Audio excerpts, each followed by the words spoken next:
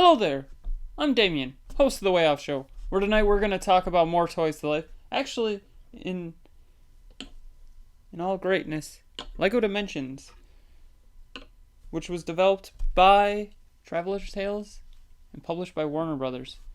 So, why am I talking about LEGO Dimensions? Well, it's the second one in our Toys to Life series where we go through Amiibo, Nintendo Amiibo, LEGO Dimensions, Disney Infinity, and Skylanders. So, we're going to talk about the pros and cons of why this was great and why it wasn't great. So first off, we're going to start off with one of the best pros, which is easily the fact that they could combine Legos, the greatness of Legos, with a video game of Legos.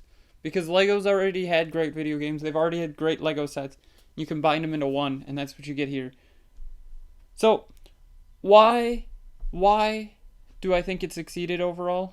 Well, obviously, they had great franchises. I mean, they had Back to the Future, they had The Goonies, they had Harry Potter, Fantastic Beasts, which is technically Harry Potter also, Ghostbusters,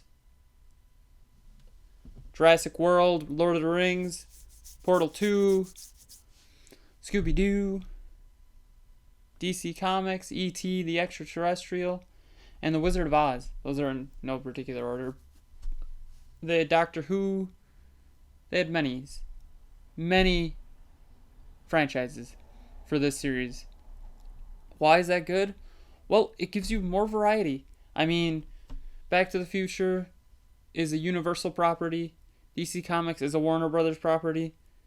E.T. the Extraterrestrial is also a Universal property. Fantastic Beasts is Warner Brothers. Ghostbusters is Paramount. Jurassic World is Universal.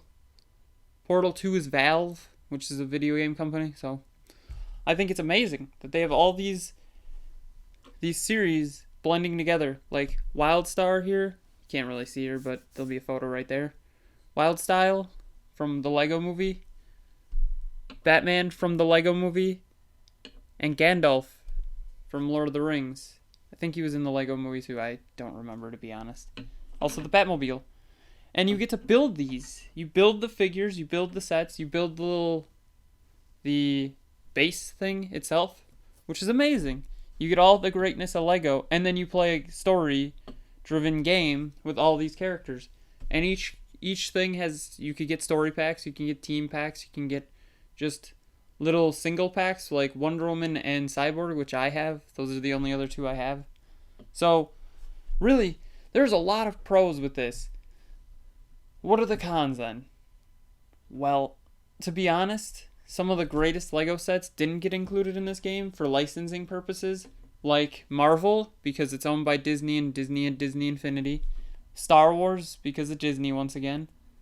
Just, those are some good ones. Bionicle, I'm not a huge Bionicle fan, but it could have maybe made the cut.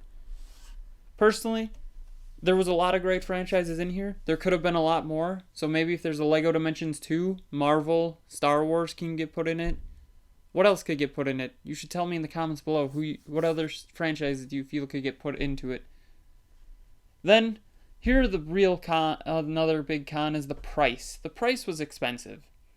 The game itself, if I remember correctly, was like $80 with the game and then the base. So that's reasonable. $60 game and then $20 more for the base and Lego set, which is fine.